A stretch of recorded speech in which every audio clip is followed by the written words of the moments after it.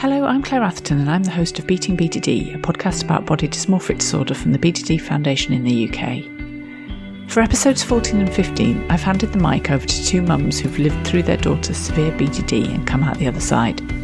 This is part one of Frances and Scarlett's story. I hope you enjoy it. Hi, Frances. Hello, Scarlett. Hello. How are you today? I'm all right. And we're here to talk about BDD. Yes. And we have these lovely questions. Yes. About our children.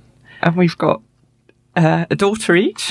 We've got a daughter each, and I suppose those are going to be the main subjects of today. But we've also got other children. Yes. And I know Alana's been on television and... Also a podcast. And a podcast. Yes. So tell me about Alana now. What's she up to? She's at university in her first year doing a master's. So she actually managed to do her A-levels without having to go to college or anything because she was still struggling. Then she did her undergraduate in psychology and passed with a first. So she's now doing a master's and hoping to go into clinical psychology to help other people with BDD.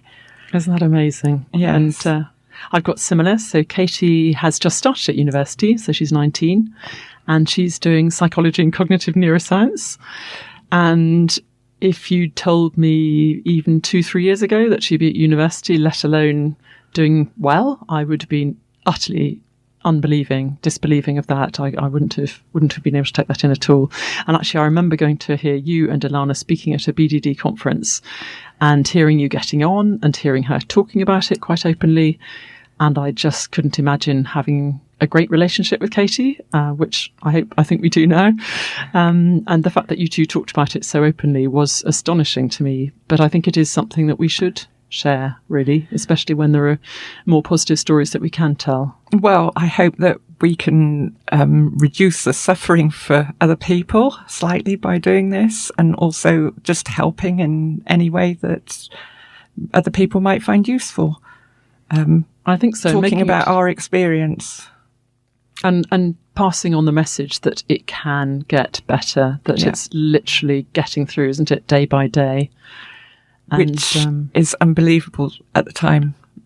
You're going through the worst, actually. You just can't see a way out. No, you can't see a way out at all. I don't know what you find. I think one of the things that I find helpful was to think about when things were really tough and getting more and more tough, to make the steps even smaller, to sort of set myself really small goals. I mean, not even think about the long term. How can you do that? That's just awful. It's overwhelming, I think. But just to think about getting out of bed myself, getting Katie out of her room, obviously was a really major goal. That was a really major goal each day. But just sort of being gentle with oneself and not thinking too far ahead, because I don't think that really helps. I do get that, but I also struggled myself with a lot of guilt because I was meant to help my daughter. Parents are there to help them, and I felt really hopeless going through all this. I think we're a couple of years before you, and there really wasn't that much out there.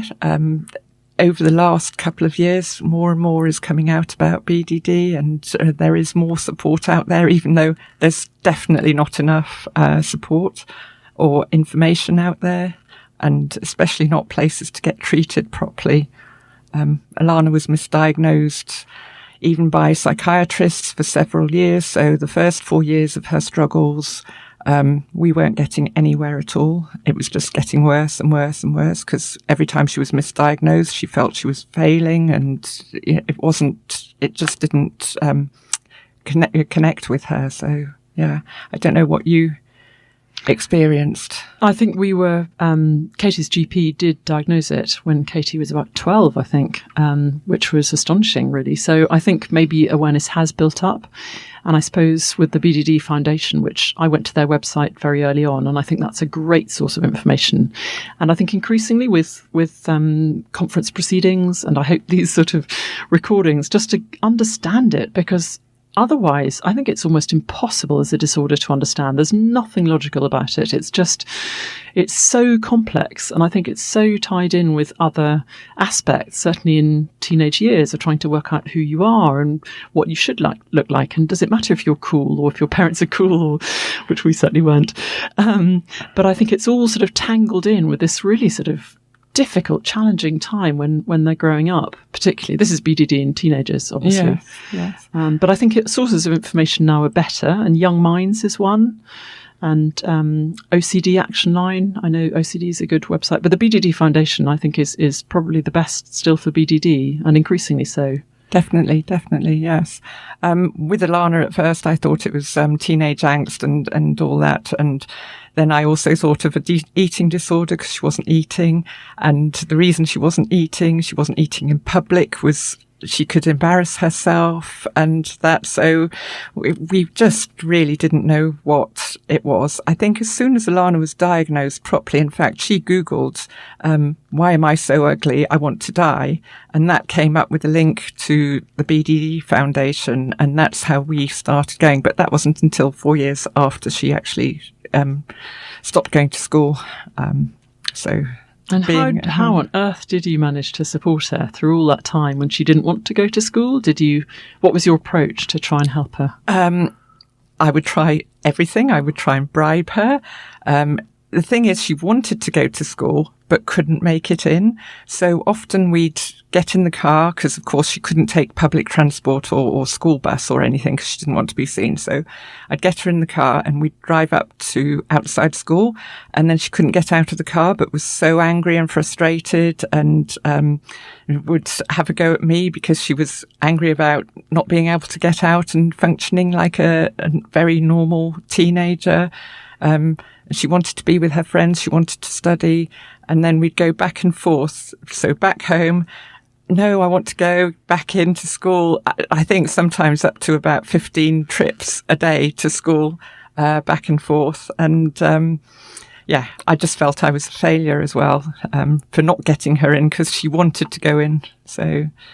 And I think my message to parents would be that you're not a failure if you're simply trying to do your very best. It's very easy, isn't it, to feel guilty? I think all the time as a parent, you're almost hardwired to feel guilty. I had the same with you, but I don't think we did multiple trips. But I do remember having the car key in my pocket for a lot of the time.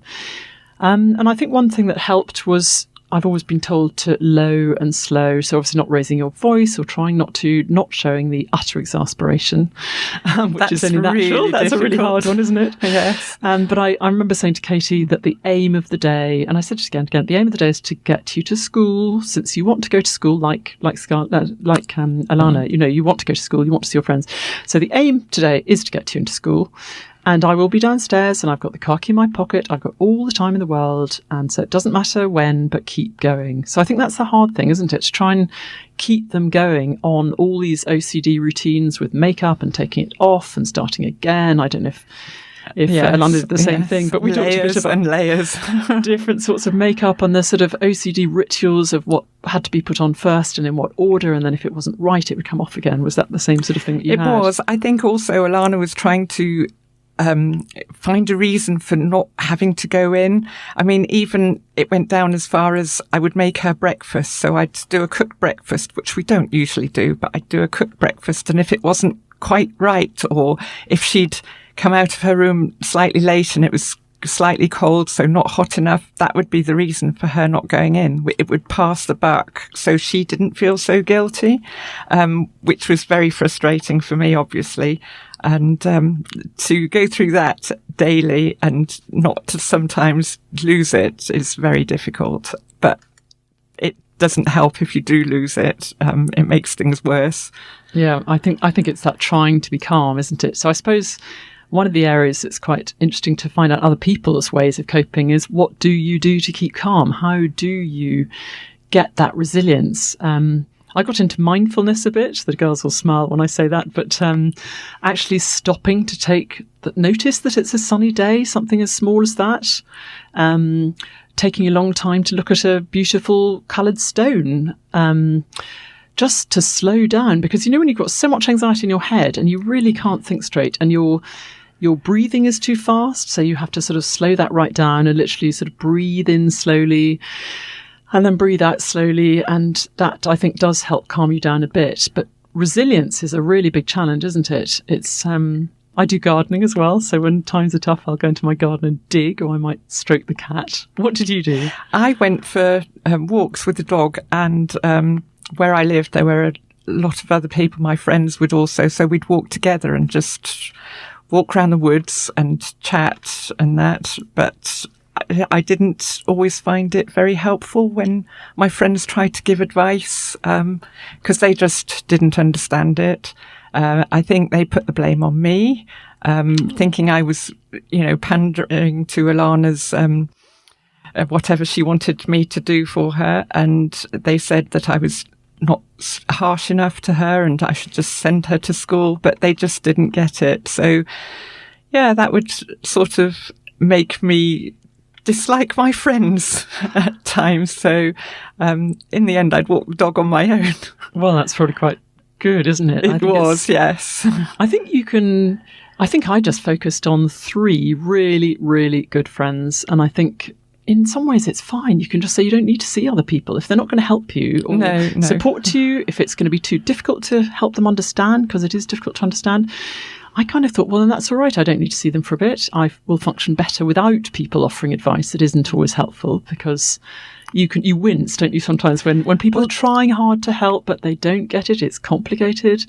And I think if you just have a really small core of friends who you can just say, do you mind just coming round just for, an hour when I go out, or whatever, just to sort of call in those favours from very close friends who you trust. And that sort of seems I find it made me feel a bit more free, really, because I was just focusing on those friends and people who, honestly, I thank from the bottom of my heart now. But I think that's another tip. Just do call in favours like that from friends, just to sort of sit in the house for a bit, if that would help. And then you touched on another thing just now about this question about enabling, or, how much you cajole your child to do things, how much you're allowing them to do things. And I think it's very easy for people to offer opinions saying, oh, you're letting her get away with anything. But you're just trying to get through the day, aren't you? The situation can get so desperate that you would do anything to just try and get over the day or get through the day without something major happening, or just being semi-calm. Yeah. And how on earth did you keep that calmness? I didn't always. I'm not surprised. And then, of course, when you do lose it, you beat yourself up again, because you feel you failed, and at the time that when you are losing it, you should just shut up. And then I sort of stopped saying anything to Alana, and then she would say, why aren't you talking to me? So that wasn't right either. But I often felt I'd better not say anything at all, because whatever I say is the wrong thing. And I don't think that is the case. It's just the situation and the frustration of it all. So sufferers just, blame anything. I think, yes, one thing I was told, which I think is a very handy hint, which is arrows are compliments. So when you get these arrows, when they say really pretty horrible things, and I think teenagers do this anyway, it's kind of because they feel safe with you that they can. So in a way, it's a sort of backhanded compliment. It's such a weird way of looking at it, but I find that quite helpful to think, it's honestly not personal. It's one therapist, Katie's therapist, said it's developmentally appropriate for them to be cutting themselves off from their parents. And I think with BDD, that process of cutting yourself off from your parent is much more intense. It's just horrendous, because they do feel obviously so bad about themselves and so low, and that's so horrible to see. So I suppose you have to take a lot of that flack, don't you, and think they do at least feel safe that they can say those things to you and you are still going to love them. And, I'm sure you said the same. I always said I love Katie. In fact, when I couldn't get into her bedroom, I used to stroke her bedroom door, sit outside the door and stroke the door and say, this is my way of saying goodnight, just because my parents always say goodnight to me. That was just a sort of old-fashioned thing I wanted to do.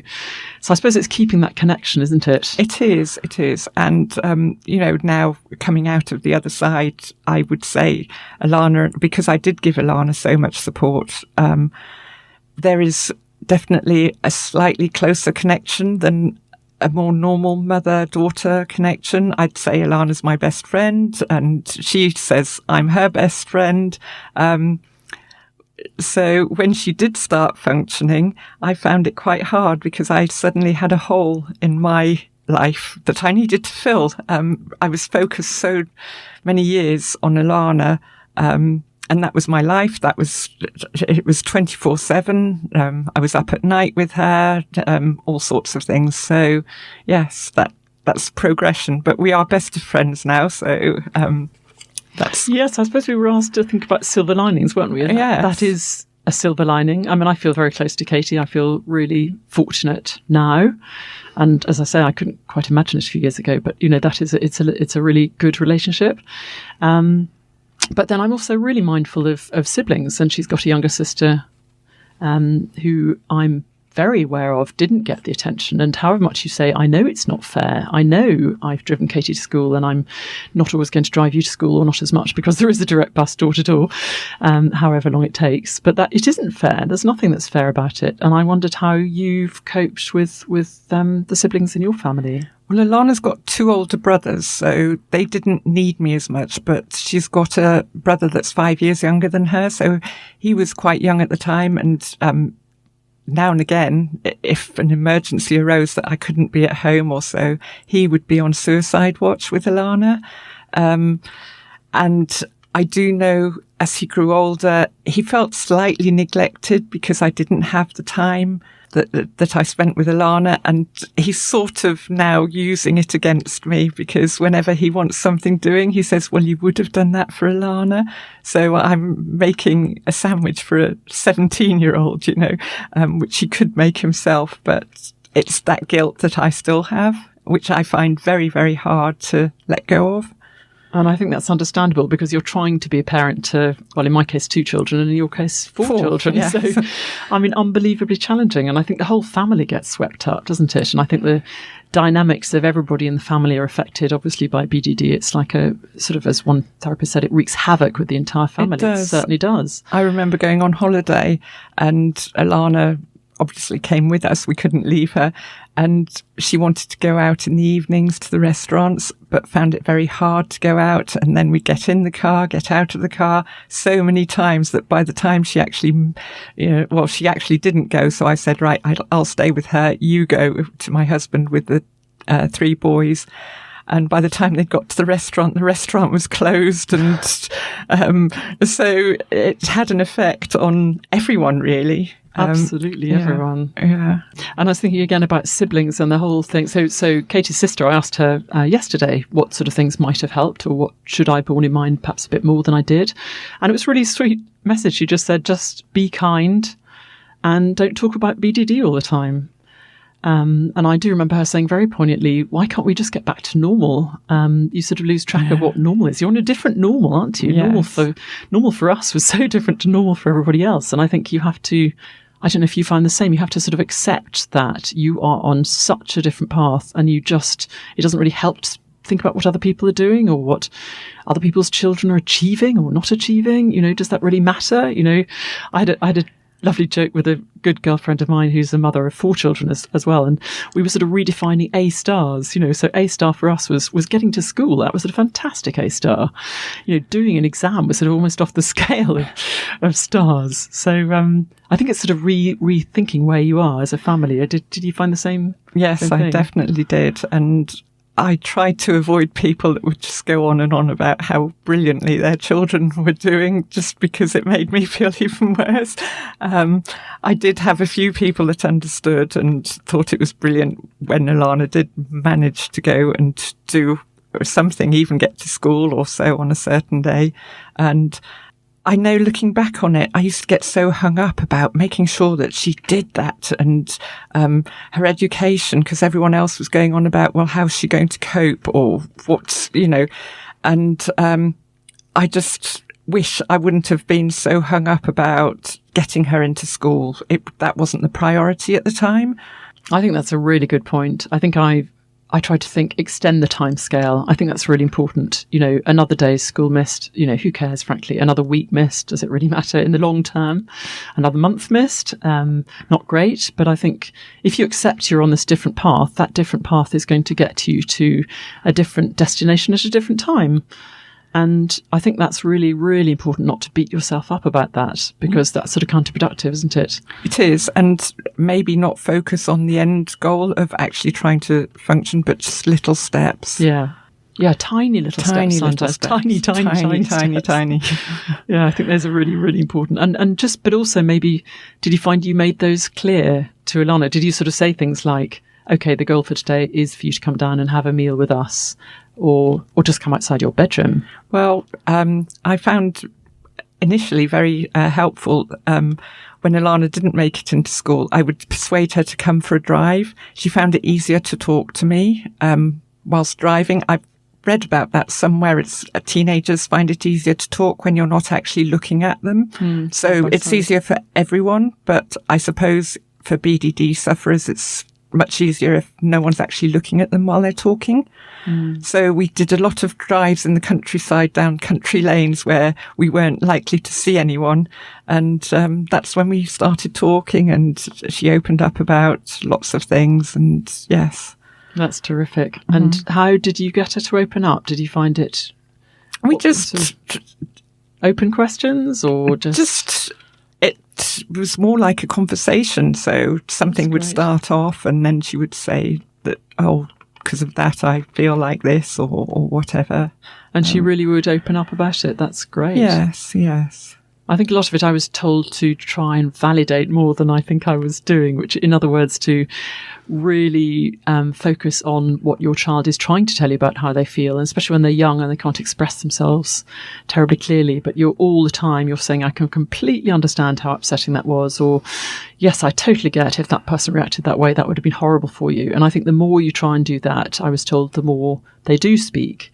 And so you're sort of observing, not judging. Ever. Yes. So you're never offering solutions. You must go to school, you must do this, you must do it. So you're simply observing what you can see. I can see how upset you are. I can see how distressed you are. And I do understand how that would have felt. That's what I was told helped. And I think it does. Do you think that does help a lot, actually? Yes, if you don't focus on that, but you just are there to understand and just to help them move on in tiny little steps. Yeah, and really try and understand. Show you try and understand. Yeah. Even though I've been accused of being their therapist, you're not my therapist. And I think you have to try and sort of separate out, don't you, what you're trying to do as a mother. And I've always said, I'm absolutely not your therapist. I'm deeply unqualified.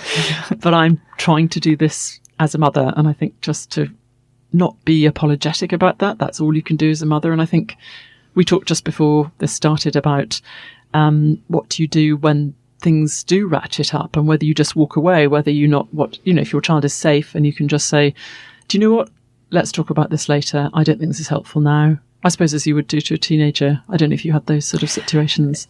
Yes, that is the ideal situation. It doesn't always work because they are quite persistent. If they want an answer immediately, they want you to comment on something, then it's very, very difficult. But I don't think it really matters what you say, or if you say nothing or something.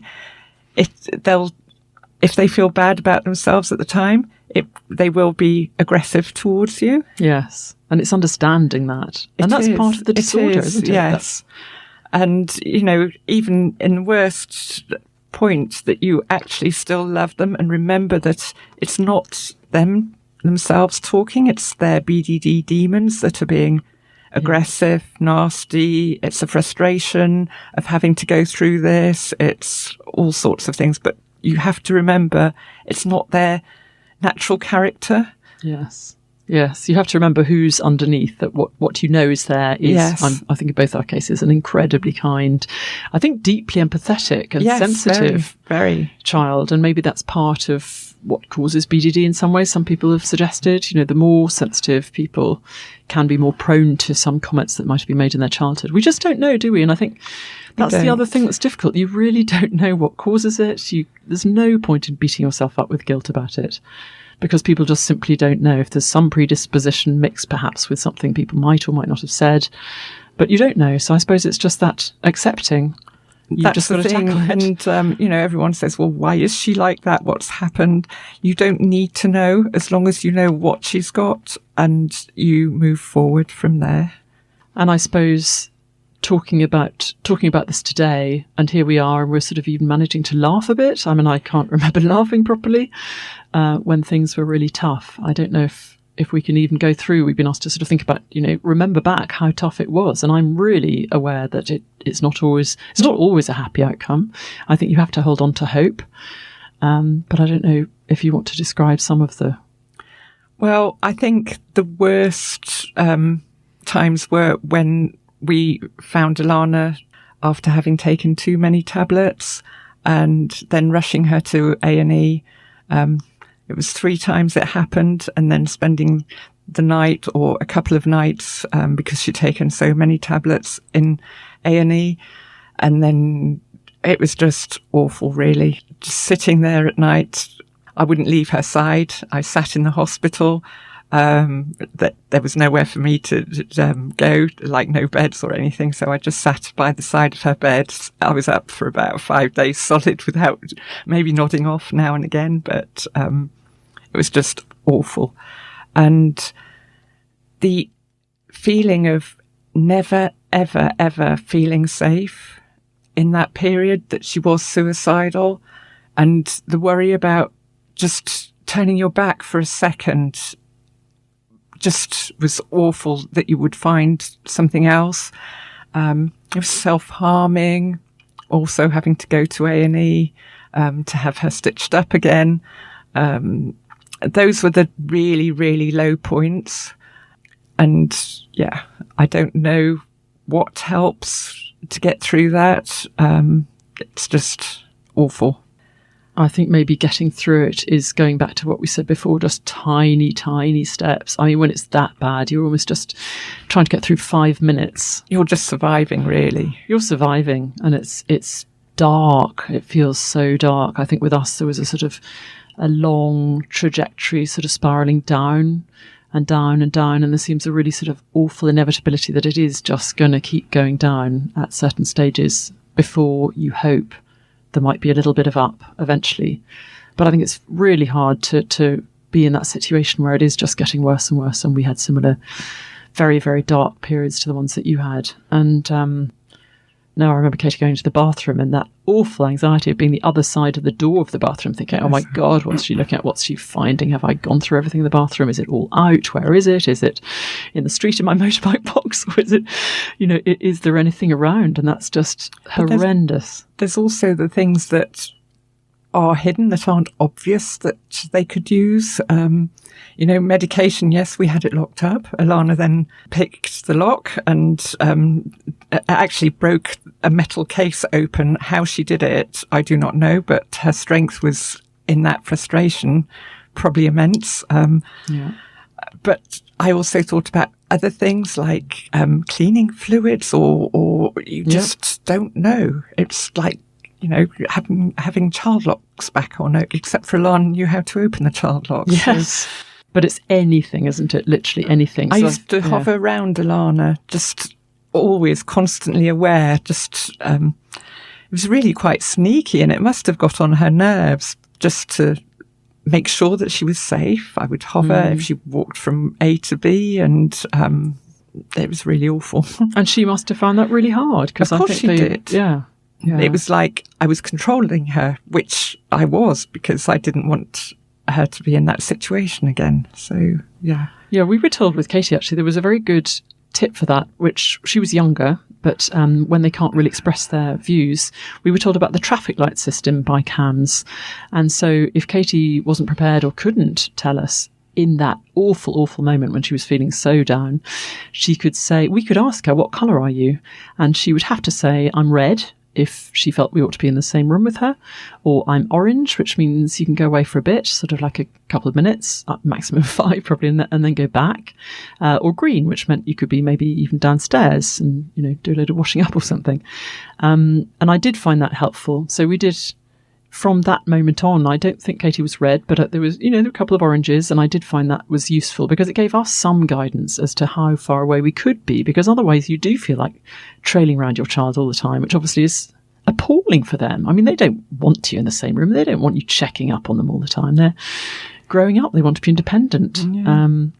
So I think it's heartbreaking, the fact of course, you feel you have to be near them and check up where they are. And we had a couple of bad. In fact, I remember Katie once running out of the house. I can't remember how she did it or how she managed to just do a runner and go down towards the river and where we live, and couldn't see her, and it was getting dark, and the whole family was involved. And actually, Katie's sister runs a lot faster than I do, but everybody was involved in that. So I think there have been some very, very, very tough episodes, and you sense their horrific distress. It's so hard to see, isn't it?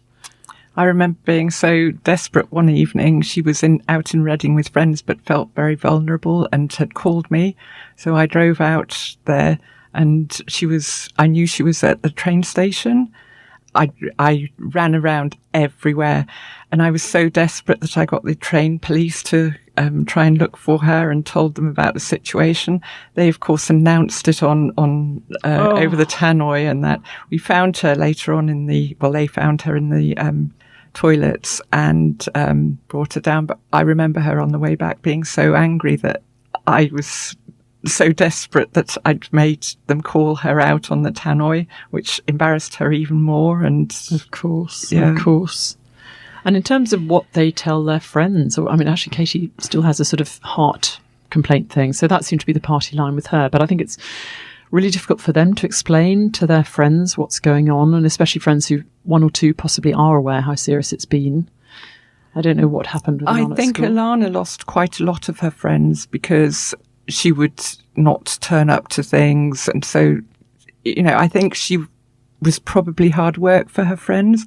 She has kept two friends who also both struggled a little bit with mental health, so they were quite understanding. She was very open, though, about it all. I do know there were rumours going round in school about her not being at school. Someone said she was pregnant. Others had seen a girl look alike on some party event in Germany, in some nightclub somewhere. And of course she was at home. She wouldn't go out, I wish she probably would have been out somewhere. Partying. But the rumours, and that was it, really. And that's just made me think one thing about going out, which we found, I started off as a parent thinking, well, we should have all these rules about X, Y, and Z. And somehow when you're just trying to keep a child functioning, I find all those rules sort of didn't really matter very much at all. And so I think that's another hint for parents that it's kind of okay to let go of some of those things. And I was thinking specifically that Katie found it much easier to go out at night because it's dark and you can't see people's faces. And also, of course, there's sometimes alcohol involved. And, with all the best will in the world, it'd be lovely if children didn't drink as much alcohol. But it was her way of functioning. So I suppose, not that she necessarily drank to excess, but just, having a drink or two and it being dark. And I felt that was one way that she was at least coping. She was going out, she was seeing her friends. So in our normal, that was okay, that was sort of good because she was going out. And I don't know if you found the same thing about that sort of slight relaxation. There's that discrepancy between, a lot of my husband didn't understand how she could manage to go out in the evenings to a party or a nightclub and not manage to go to school. Yeah. But of course, in the evenings, or it might have been a party, a one-off event, they can push themselves to one-off events, like an exam on the other end. Yes. That was a one-off event. She could push herself for that, but she couldn't push herself to go into this regular, everyday school. But with the alcohol, that's quite interesting. I think a lot of teenagers drink because it does reduce their anxiety about their appearance. But obviously, if someone struggles with BDD, the more they drink, the easier it gets for them to be able to go out without thinking about their appearance or, being obsessed about it and just letting things go a bit and having a good time. I think Katie had a good time. A few moments. Yeah. Which I think is really, really important for them, isn't it? Yeah. Just in terms of getting through and going to those parties. And yes, Katie went to one, and I think it took her 9 hours to get ready. That was a record, because I think that's the other thing of, when you're waiting for your child to go to school, sometimes you just give up. You think, well, fine, it's another day, it doesn't matter. But I think I do remember one particular 18th birthday party, was it 16th? I can't even remember. And I said, look, this is one of your really best friends, and I knew Katie really wanted to go. So I said, fine, okay, let's make sure you go. I will do anything. I will sit downstairs with the car key. And it took 9 hours, but she went. And I think that was fantastic. That was just brilliant. So I suppose it's just thinking that's okay. It might take a long time, but keep focused on that, getting her out. So that was part 1 of our Carers podcast. Thanks again to Scarlett and Frances for agreeing to talk about their experiences. To hear the second part of their conversation, listen to episode 15. You'll find it on the BDD Foundation website, as well as major podcast apps and Spotify. And for anyone who's wondering, Scarlett is in fact the mum of Alana, who was our guest on episode 6. So do listen to that one if you haven't done already. Thanks, and until next time.